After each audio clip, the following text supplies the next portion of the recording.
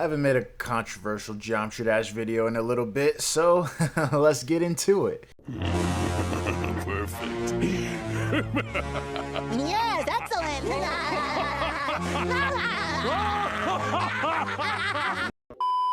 So just a little disclaimer, this video isn't meant to try to change anyone's mind or attack anyone. I'm just throwing out my own observations of the top player community. And I'll probably come off as a little harsh in this video, and not saying that I don't care, but I mean, I'm gonna make the video in the tone that I want to make it because it's my video. And seeing as how my tone was pretty calm and neutral in my CBF video, and yet people thought I was attacking CBF players despite me saying that it was good for the game, I mean, like, I don't know what to tell you. Bro, I'm 2 seconds from becoming a CBF player because of how Blade of Justice has been handing me these 95% deaths back to back to back to back, bro.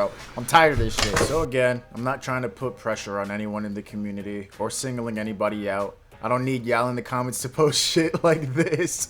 And I especially don't need any comments from top players like, get off my nuts, let me play the game how I want to, etc, etc.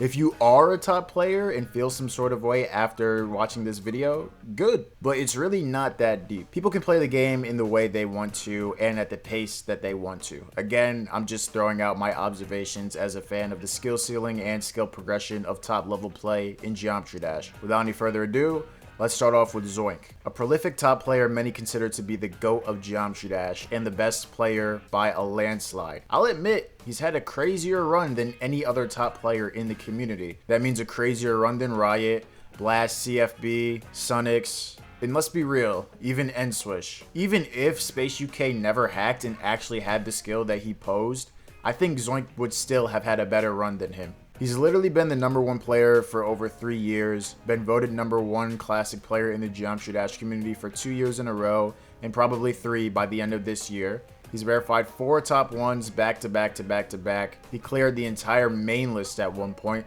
and he beats main list demons absurdly quickly. With all that being said, although I think Zoink is the greatest top player of all time, the Zoink glaze has gotten to a point where people act like he's the second coming of Jesus Christ. And it's partially valid. I mean, the kid is insane at this game. But what if I told you that Zoink isn't that far ahead of everybody else? I mean, shit, I might get crucified just for saying that. This is something akin to the community's perception of Zoink versus everyone else. And this is a more realistic perception if you follow these players' movements religiously, like I do. But why do so many people think otherwise? Why will people get the torches and pitchforks ready if you say someone is better than Zoink despite having some decent rationale? It's because most top players do not play to their full potential. Zoink and Doggy are probably the only top players who play the game consistently without any sort of bullshit. And Zoink and Doggy are not the only top players in the space. Zoink is on a whole different level, that's no question. But there are 2 players who are also on that quote-unquote whole different level, and at times have been better at the game than Zoink in my eyes. Let's start off with the obvious one for today's time. W Popoff. Most people have Zoink comfortably at #1 and W Popoff comfortably at #2 as far as best players go. But just last year, it could have gone either way. So what happened? First off, anybody who thinks that Zoink is far ahead of W Popoff is crazy. I'll admit that Zoink is a little bit better than Popoff at this point, but far ahead is insane. I've seen Popoff do enough crazy shit to the point where I know that there is nothing Zoink can do that Popoff can't do. This is in terms of level difficulty and time taken to beat said level. And if there is any discrepancy, then I'm sure either can do a feat or achievement which is just as impressive as the other. For instance, it took Zoink 1 month to beat Amethyst versus Popoff's 3.5 months. But I'm sure Popoff won't take much, if not any longer than a month to beat Thinking Space 2. What separates Zoink from W Popoff isn't the level of skill that they have in terms of just raw skill at the game. For me, it's that Zoink has a much higher work ethic and always has had one that is higher than the rest of the community. In 2024, W Popoff's work ethic was at its peak. He climbed from 12 to 3 on the leaderboards, beating a list demon every week or so in record speed. He beat Tidal Wave in 3 weeks after it was rated. He did a challenge arguably harder than the top one, which was beating Slaughterhouse 3 times in a row when Slaughterhouse was still a top 10. He cleared the top 10, beating Abyss of Darkness in 4 days, and Avernus, the top 2 at the time, in under a week. This was all before CBF, by the way. Popoff literally had the best 2024. No, it didn't matter that Zoink had the top 5 verified, or that he was verifying more top 10 difficulty levels that didn't end up getting rated, because Popoff showed what he could do to top 10 levels if he so chose to go for them. But then, he stopped, taking a well-deserved break, but noticeably slowed down for a couple of months. Then the new year came, and by February he picked up and eventually verified Amethyst, starting the year off with a bang, and is now kind of working on Vehement. I can't complain too much about W Popoff, but there is still a disconnect between what he is capable of and what he does. First off, he mentioned that he would beat Andromeda, Subterminal Point, Spectre, and Anathema in 3 weeks after beating Amethyst. My goal after Amethyst is to do Andromeda, Anathema, Subterminal Point, and Spectre. And my goal is to beat those definitely beat all of those within 3 weeks. No doubt about it. He only did half of that as of right now. I still respect him for beating Anathema and Spectre back to back, but why wait 6 months? Why not beat those levels when they were first added to the list in late 2024? Popoff mentioned wanting his own era of Geometry Dash as the #1 top player. Well, it's going to be hard to do that when the person you're competing with doesn't wait 6 months to beat a new top 10. In fact, he's only a few levels away from having the whole top 50, while you don't even have the top 5 anymore. Why hasn't Popoff cleared Boombawamba, or Nullscapes, or Andromeda, or Every End, or easier levels to his standard, like Menace or Kosetsu? Hey cuz, where's my FBI agent at? Because who told Popoff to beat Kosetsu in the middle of me filming this video? Anyways, to my point, he beat this in 3,000 attempts, and if I'm doing the math, this could not have taken him more than 4 days. I'm pretty sure it was less than that. This is kind of the point that I was making, especially for somebody who wants his own era as the top 1 player. Why wait so long to obliterate levels that you can obliterate? If Popoff really wants this #1 spot, he has to really push himself. He can be the one that dethrones Zoink, quote unquote, but he has to be willing to compete and complete more of the list regardless of his main project. That might mean completing a new top 10 or top 20 in the middle of verifying a new top 1. Like Zoink did. In my eyes, if I'm W Popoff, there is no reason why Zoink gets first victor on Andromeda, Subterminal Point, and second victor on Anathema, all while verifying a top 1. Again, he could do whatever the fuck he wants, but I think people don't have him in the same conversation as Zoink anymore, because when he says he'll stream Vehemence for 7 days straight, he only does it for 2. When he beats the Yongayer, Limbo, Sinister Silence, and Deimos, he waits a month and some change to upload the video of his completion. Meanwhile, his competition, Zoink, streams every morsel of activity he does, and doesn't go more than 3 days between streams usually. And I'm not trying to create a rivalry or any pressure. Popoff literally on record stated that he wants the #1 spot. And the way I see it, he can definitely secure it if he showed off his skill more like he did in 2024. The next player that's in the same league as Zoink is obviously Trick. Now Trick has since retired from the game, and I respect him for doing everything he wanted to do in this game, and literally being the first and only player to dethrone Zoink's #1 spot for a given period of time. I have to give Trick his credit. He did his shit. But I think the major flaw in his potential was that his lack of motivation for the game just simply came at the wrong time. By the end of 2024, Trick was basically doing what I said Popoff should be doing right now. He literally cleared 72 out of the 75 main list levels, which is arguably a harder feat than Zoink's main list clear due to the levels being harder and more diverse. He was beating new top 10s in mere days, and was even, like Zoink, beating hard, unrated levels like getting first victor on Centipede. He literally got first victor on Spectre and allegedly beat it in under 6,000 attempts. A top 6 level at the time, by the way. He also had 61%, which is the equivalent of 75% on a normal level, on Amethyst, a level harder than Tidal Wave, in only 40,000 attempts. He also had 92% on Anathema around 2 weeks after it was verified, being the first person to get any sort of significant progress on it. But there was something wrong. He wasn't fighting for his #1 spot on Pointer Crate, getting list percentage on Menace just for the points instead of actually beating the level. After that Anathema stream, he would go radio silent. Eventually A6 and Zoink got first and second victor respectively, despite Trick being weeks ahead of them. Eventually, Zoink took his #1 spot back from Trick, and then Trick announced his retirement. Now, I think this was just ill-timed and kind of helped with Zoink's godlike perception within the community. I literally made a top 10 GD player list video, putting Popoff and Trick up top, then followed by Zoink, because they are all around the same skill, and those two are undeniably had a better 2024 than Zoink.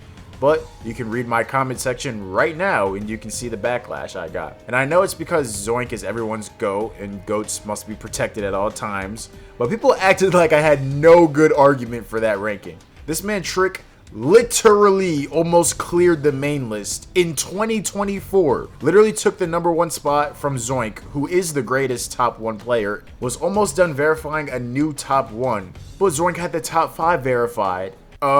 Okay, I already told y'all what Popoff and Zoink did to top 10 levels. I think again, since Zoink had all of his completions public, and Trick never posted all his mainless completions like he said he would, and having just freshly retired, he wasn't in the conversation. Even though Trick is so good that when he beat Anathema 6 months later, he still did it in fewer attempts than Zoink, again, allegedly. With the 2024 awards, you would have thought Trick did none of what I just said. If Trick, say, quit the game maybe a year later and stayed as consistent as he was last year, then his shit would be scary. I think Trick was the one person properly competing with Zoink and was finally winning, but just threw in the towel way too early. Just as of the making of this video, Trick's coming back pretty strong. It's actually going to help an argument that I make later on in this video. The only thing I think he could have done differently was 1, actually posting his main list completions, 2, finish Anathema,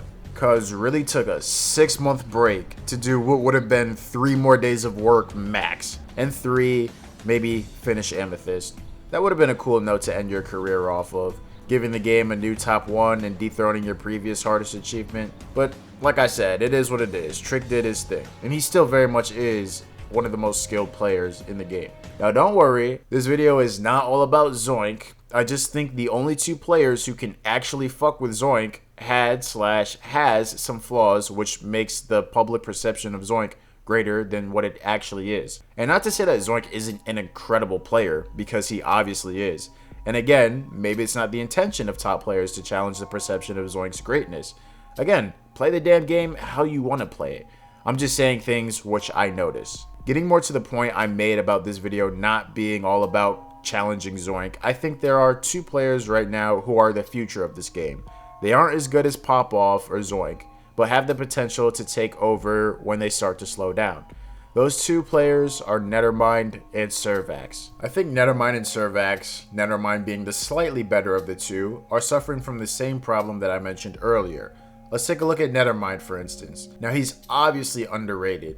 He had one of the meanest runs in 2024 and still has under 5K on YouTube and wasn't even nominated for the 2024 awards. He's literally the #4 player in the world and has done some crazy stuff, but I think he plays hard instead of smart. For instance, despite beating over 30 list demons in 2024, he's still kind of unknown. After that 2024 run, he took around 3 months of a break, and then another 2 months, and is just now coming back. Now he's about to beat Tidal Wave in world record attempts.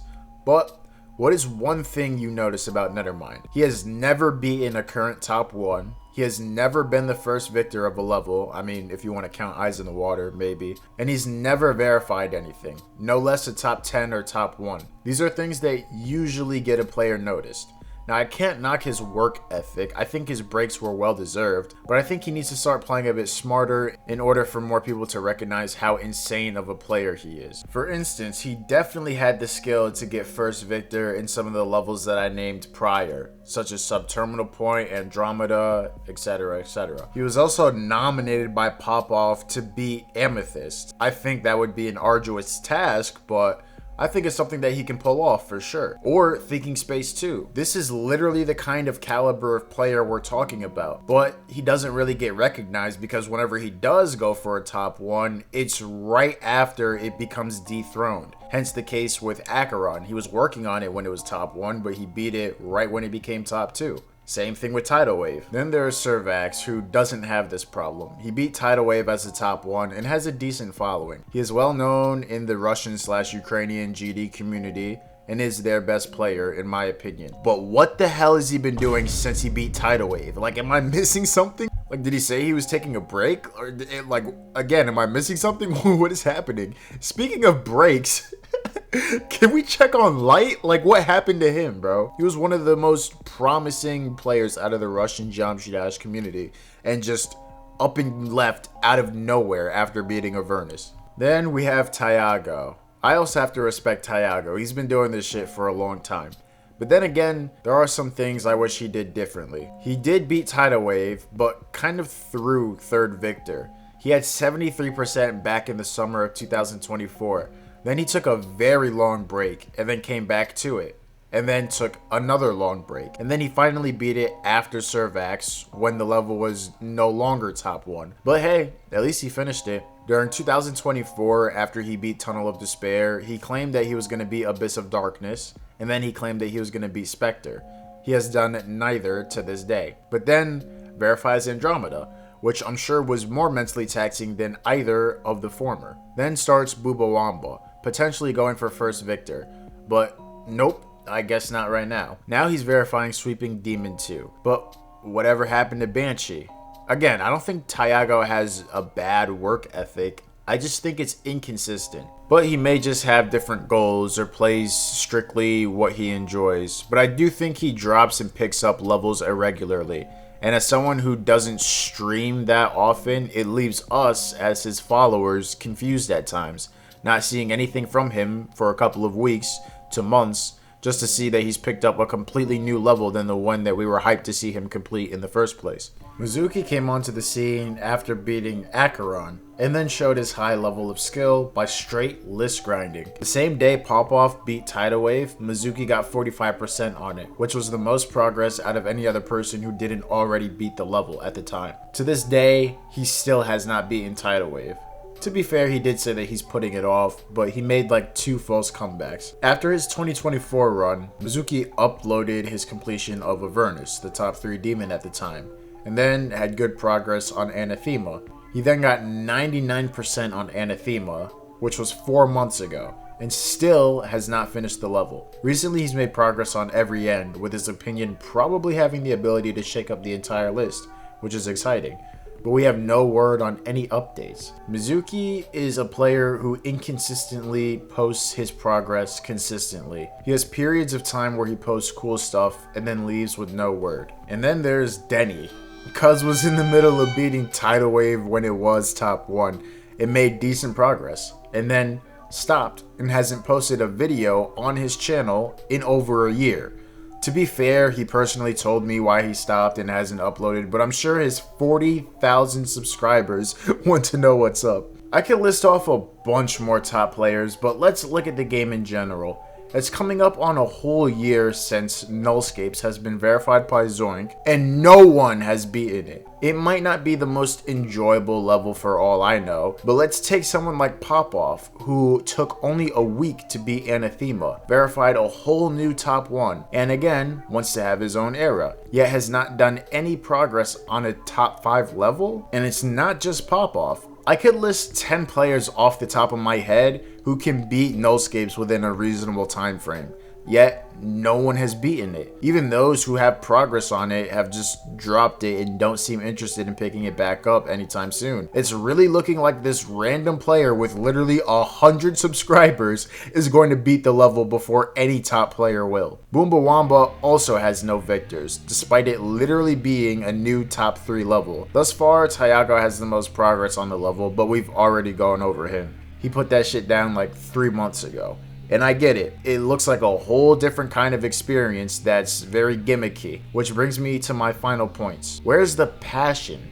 Nobody really list grinds anymore like back in the day. New top 10s and top 5s will release, and the players good enough just won't touch them. Spectre gets spawn killed as soon as it's verified. Menace and Anathema didn't take too long for a bunch of victors to show up, but then when Amethyst, Thinking Space 2, Nullscapes, and Boombawamba get added high up to the list, nobody wants to touch them. I get not wanting to do them the millisecond they come out, but 2 levels in the top 5 not having a single victor after almost a whole year is kinda nuts. I'm willing to bet money on Zoink being the only victor of Amethyst while it's top 1 on Pointer Crate. What happened to playing a new top level because it's a new top level? Yeah, it might be a pain in the ass to play. The gameplay might be shit and unbearable, but I mean, sometimes that's the point. That's what makes the achievement special, overcoming the top challenges in spite of the difficulty. Literally 2 new top 1s released on the same day, and the only person that showed any interest in completing either of them was the person who verified the other one. It was the same with Tidal Wave 2. Trick was literally the only person who went for it, with Popoff playing around with it, neither actually finishing the grind until it was actually rated months later, and then over a year later, and there's only one other person who beat it while it was top 1, despite it being the longest reigning top 1 level in the entire game, and apparently one of the most fun top 1 levels in the entire game. Now, I'm not gonna do all this whining without offering a solution, and I think that's literally just transparency. Now, I got yelled at the last time I said this, but it's kind of true. I think it would help, at least for me, if top players were more transparent about what they are doing in the game. It's one thing to not want to do a level, but I think the culture of presenting progress on a level to fans just to go months without finishing that level is what needs to stop. I think live streams are cool, which is historically how we as a community band together and watch and support the completion of top levels. I mean, dude, as somebody who watches live streams, I think Geometry Dash live streams are some of the most entertaining forms of Geometry Dash content. Sitting and waiting to see if a player is gonna beat a really hard level live right before your eyes is a really cool experience. Thus, it's kind of weird when y'all, as in top players, will stream and then unlist a stream so nobody can rewatch it. If you need a break, for instance, or want to drop a level, say that. This community, although annoying at times, especially on Twitter, oh my God, bro. Oh, hell no, man. What the fuck, man? Is super understanding of fatigue. Even if it's a small break, it's met with take your time, don't worry about it, etc. We all play this game and know how mentally taxing it can be to finish really difficult challenges. You don't have to be a top player or beat a top level to know what the feeling is like. When I posted something like this, someone literally went, "How about people play the game however they want?" This was a better reply in my opinion, but I think there's nothing wrong with being excited to see someone beat a hard Geometry Dash achievement. Naturally, when it appears as though someone is going to beat an achievement and then they drop it out of the blue, it's also natural and okay to feel disappointed because you were looking forward to seeing the completion being beaten by a particular person. It's not quote unquote weird.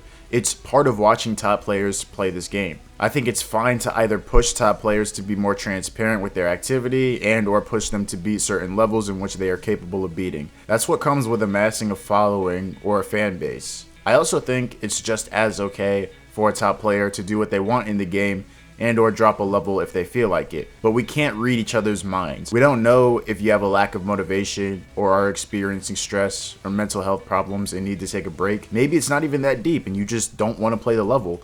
But presenting good progress on a level just to not finish it without a word is what I think we need less of in this community. Because again, fans will get invested in seeing the full completion, which is what comes with having a larger following.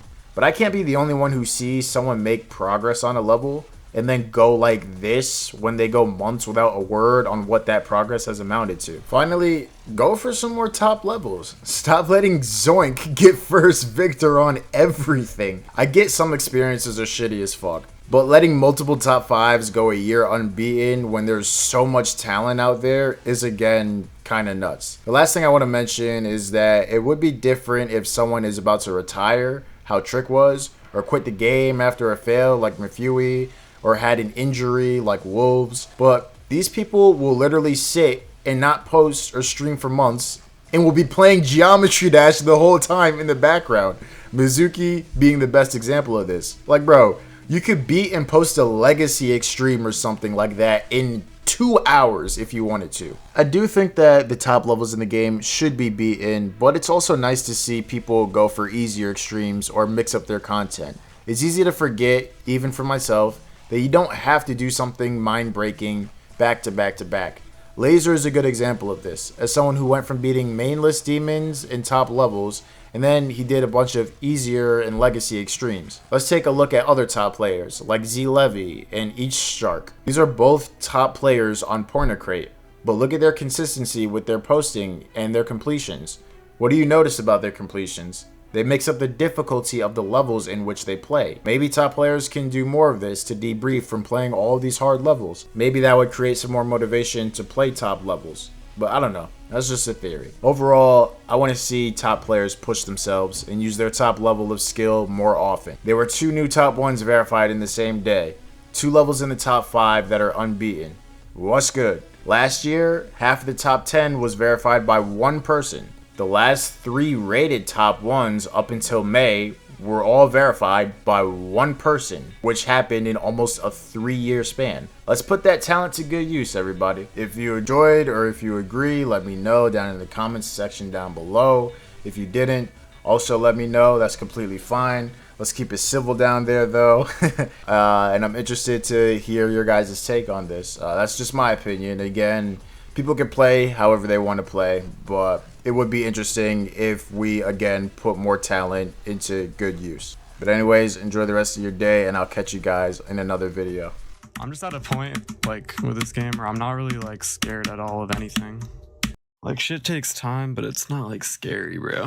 Like, before I used to, like, be intimidated by some shit. Like, that's why I just wasn't really in the right spot to really grind. Like, I'm not scared of Amethyst. I'm not even really scared of, like, Boobawamba or Nullscapes. Like, I know I'd beat all those levels. Obviously, I'm not scared of every end. I'll probably beat every end in Andromeda really quick.